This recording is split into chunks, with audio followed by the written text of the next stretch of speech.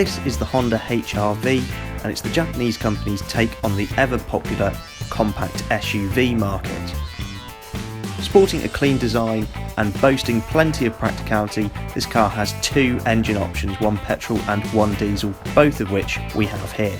Welcome inside on what is proving to be actually a rather chilly day. And the inside of the HR-V is a rather nice place to be.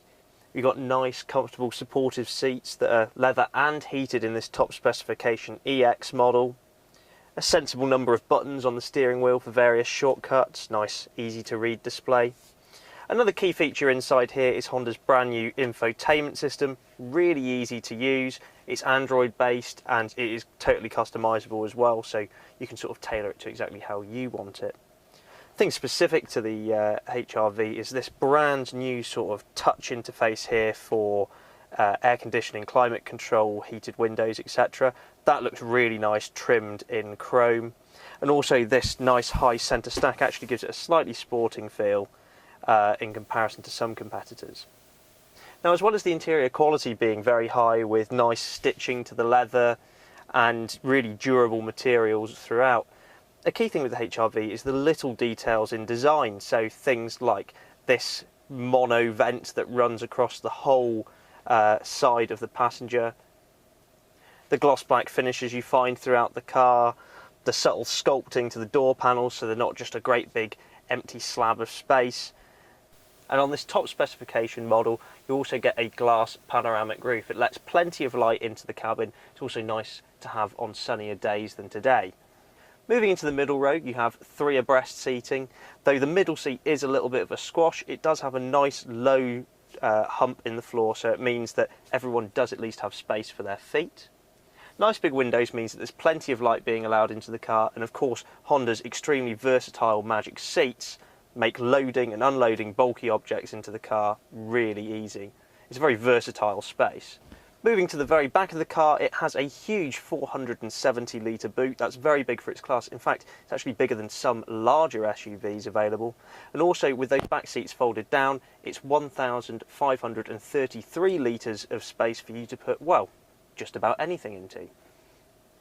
Overall, the interior is comfortable, great visibility throughout, including the rear window actually, which in a lot of SUVs at the moment, the rear window gets smaller and smaller. Rear visibility is great. You also get a reversing camera in this top spec car.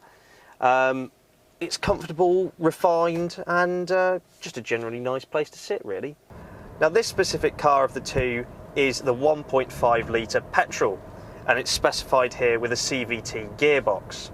Now, I'll be honest, this maybe isn't the car to have, and I'll tell you for why. Whilst the CVT gearbox is actually pretty quick in manual mode, it's sometimes a little bit lackadaisical as to what ratio it should actually be going for whenever you're driving it about. I mean, around town, it gets there, but I mean, when you put your foot down, also this 1.5 litre engine is maybe a little bit lackluster. It's fine around town, where I guess predominantly this sort of car will find itself, but once you get out onto faster roads, it just doesn't have the get up and go of the diesel engine. So the manual diesel is probably the car to go for. Oh, if only we had one of those. Oh, hang on a minute, we do. Moving into the blue car, this is powered by the well-known 1.6 litre diesel engine that we've seen in the likes of the Civic and the new HR-V. It's a nice engine, it's really smooth, and it's considerably more immediate than what the petrol engine is, thanks to 221 pounds-feet of torque.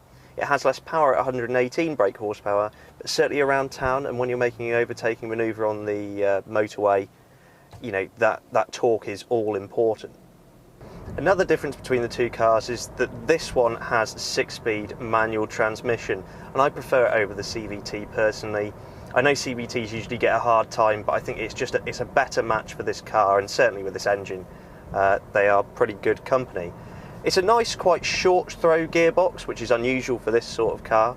It has quite a nice motion, a bit notchy in places, but I'm not going to give it too much of a rough ride for that. I think it's not too bad at all. The only thing I really dislike about it is that it's got a really short, stubby gear lever, and it's just, I don't find it very comfortable to actually have in my hand. Again, small gripe, some people might not care about that, but I thought it's definitely worth mentioning. Now, this being a family car, fuel economy is something very important to whoever buys it. And with a claimed 68 mpg, that's not too bad at all. We already know this 1.6 litre diesel engine to be very efficient in other cars that Honda makes. Now, around town, the Honda HR-V is just like the Jazz in many respects. I mean, it's based on the very same platform. What I mean by that is it's really, really easy to drive. It's quite effortless. The steering has very, very light weighting to it. Visibility's really good. The lack of noise in here is another really nice relaxing feature whenever you're driving. And because you've got all the mod cons in here, this EX model with all the toys that I've mentioned, life's just very, very easy. It's not stressful to drive in the slightest. However, its handling is a bit hit and miss. You see, the chassis actually has a lot of potential. You throw it into a corner, it feels quite nimble. It's got bags and bags of grip. I mean, I know you traditionally wouldn't be throwing a car like this around, but the grip levels really are something worth noting on this car. It gives you lots of confidence to take corners at a bit of pace. However, the steering itself, I don't like very much, I'm afraid. There's not enough weighting to it, I don't think, and it sort of just leaves you feeling a bit detached from the whole experience.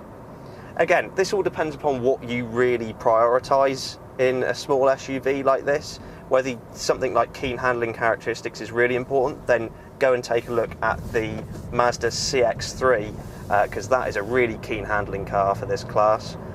But then I guess, just like the Jazz, this car is all about efficiency. It's about making life easy, it's about making life practical, and I have to say that this package does really well. For its design remit, it certainly ticks those boxes. It's just maybe not the most engaging car. Now, obviously, tall cars are more susceptible to body roll going around corners, and yes, there is some. Honda cannot escape the laws of physics, but I have to say it does hold itself quite well. It doesn't sort of wallow around the corners, so you don't get that nasty seasick motion like you do with some other compact SUVs. Now, you can have a Honda HR-V with that 1.5 litre petrol engine and a manual transmission for just under £18,000. I'd definitely say upgrade to the 1.6 litre. It's a better engine all round. As for trim levels, obviously EX has more than you could ever wish for. Our recommendation would actually be to go for the SE Nav. It has a lot of the toys, including the satellite navigation, and as long as you can live without things like the glass panoramic roof, it's actually much better priced. All in all, the Honda HR-V does exactly what it says on the tin. It provides honest, reliable, easygoing, trouble-free motoring. Whilst it might not be the most engaging car in its class, it's certainly going to be one of the most dependable.